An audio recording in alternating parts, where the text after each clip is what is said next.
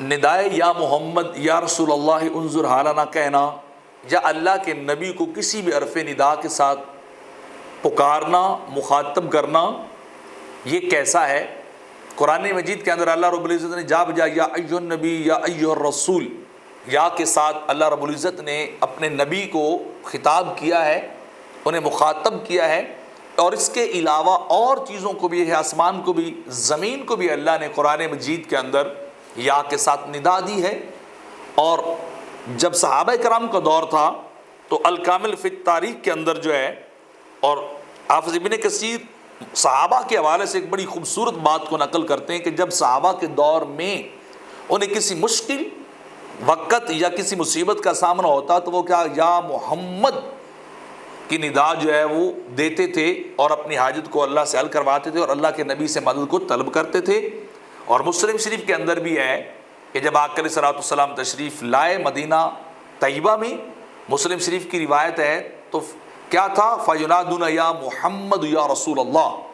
صلی اللہ علیہ وسلم، صحابہ کا نعرہ یہ تھا یا محمد یا رسول اللہ، یا محمد یا رسول اللہ۔ تو صحابہ اس وقت بھی پکارتے تھے۔ جنگ یمامہ میں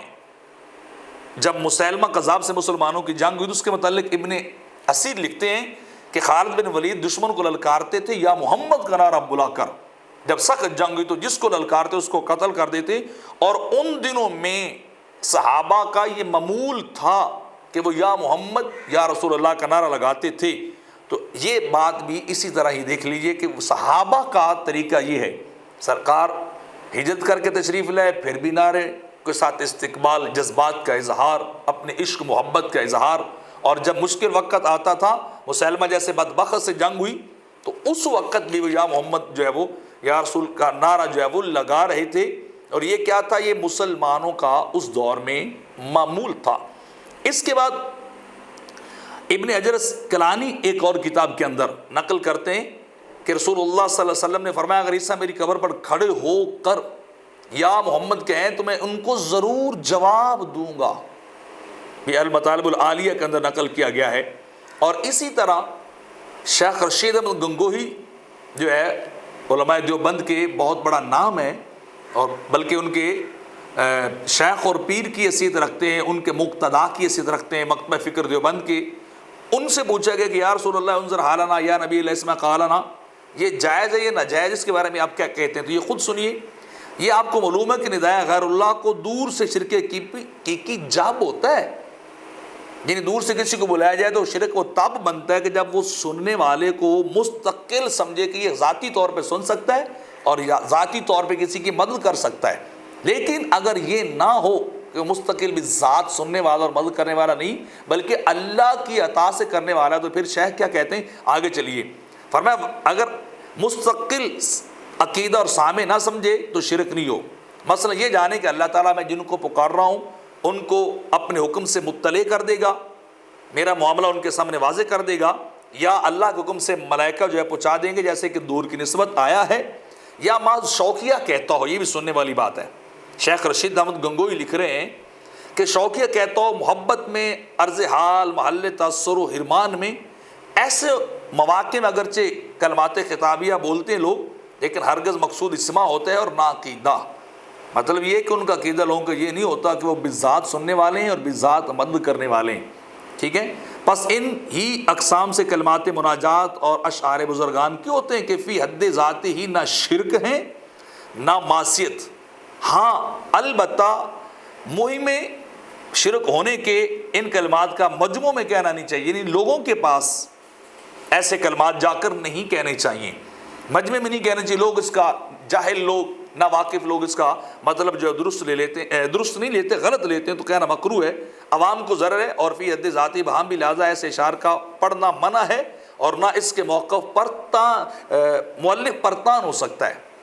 یعنی پڑھنا منع نہیں ہے، نہ تان کر سکتے ہیں، صرف اور صرف یہ کہ لوگ غلط مطلب نہ لے لیں، لوگوں کے اندر غلط بات نہ چلی جائے۔ اور یہی اہل سنت کا موقف بھی ہے جو شیخ رشید احمد گنگوئی نقل کر رہے ہیں، ٹھیک ہے۔ تو آپ آگے لکھتے ہیں کہ اسی طرح پڑھنا اور پڑھوانا کہ عوام اندیشہ عوام کو پسند نہیں کرتا، وہ اس کو معصیت بھی نہیں کہہ سکتا لیکن مصلحت کے خلاف ہے۔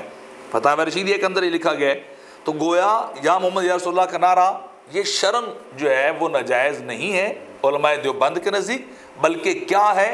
ان کی اپنی پسند ناپسند جو ہے وہ نقل کی جا رہی۔ اس طرح ایک اور بڑی زبردست چیز ہے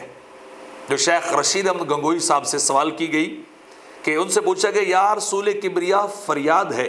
یا محمد مصطفیٰ فریاد ہے، مدد کر بہر خدا حضرت محمد مصطفیٰ، میری تم سے ہر گھڑی فریاد ہے۔ یہ کلمات کہنا کیسے؟ جواب ایسے الفاظ پڑھنے محبت میں اور خلوت میں اس خیال کے ساتھ کہ اللہ آپ کو مطلع کر دے، یا محض محبت سے بلا کسی خیال سے جائز ہیں، پڑھے جا سکتے ہیں، اور باقاعدہ عالم الغیب اور فریاد رس ہونے کے شرک مطلب ہے وہی بات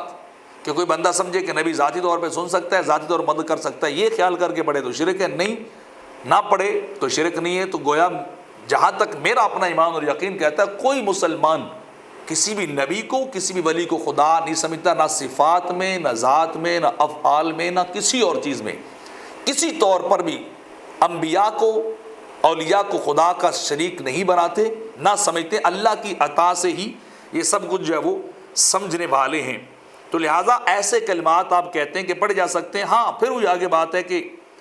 عوام کے اندر مجمع میں نہ پڑھیں کہ مکروہ ہوتے، ورنہ شرع یہ ناجائز بھی نہیں ہیں، تو لہٰذا ہو سکتے ہیں۔ اسی طرح شیخ رشید احمد گنگوئی جو ہیں وہ لکھتے ہیں، اور اولیاء کی نسبت بھی یہ عقیدہ ایمان ہے کہ حق تعالیٰ جس وقت چاہے ان کو علم و تصرف دیوے، اور عین حالت تصرف میں حقیقی متصرف اللہ ہی ہے،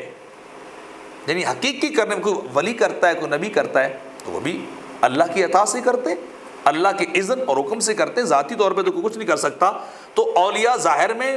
جو ہے وہ کیا مصرف ہی معلوم ہوتے، عین حالت کرامت و تصرف میں حق تعالیٰ ہی ان کے واسطے سب کچھ کرتا ہے، یعنی حقیقی طور پہ سب کچھ اللہ ہی کرتا ہے۔ شیخ محمود الحسن اس کے بعد لکھتے ہیں ایاک نعبد و ایاک نستعین کی تفسیر میں کہ اس کی ذات پاک کے سوا کس سے حقیقت میں مدد مانگنا بالکل ناجائز ہے، بالکل ناجائز ہے حقیقی طور پہ سمجھنا۔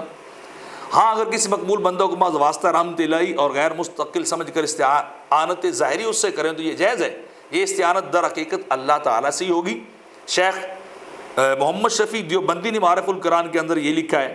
کہ کسی نبی یا ولی وغیرہ کو وسیلہ قرار دے کر اللہ تعالیٰ سے دعا مانگنا اس کے مقام کے منافی نہیں ہے۔ اور اسی طرح شیخ سرفراز خان صفدر نے بھی اسی بات کو نقل کیا ہے کہ یہ بات جو ہے وہ کی جا سکتی ہے کہ مدد جو مانگی جا سکتی۔ شیخ اشرف علی تھانوی نے امام طبرانی اور امام بہقی کے حوالوں سے حضرت عثمان بن حنیف کی روایت ذکر کرنے کے بعد لکھتے ہیں کہ اس سے توسل بعد الوفات بھی ثابت ہوا، اور علاوہ ثبوت بھی روایت کے درایتاً بھی ثابت ہے، کیونکہ روایت اول کے ذیل میں جو توسل کا حاصل بیان کیا گیا وہ دونوں حالتوں مشترک ہے، زندگی میں بھی اور زندگی کے بعد بھی۔ تو لہٰذا پتہ چلا کہ ہم دعا جو ہے وہ مانگ سکتے ہیں، یا محمد یا رسول اللہ کا نعرہ بھی لگا سکتے ہیں۔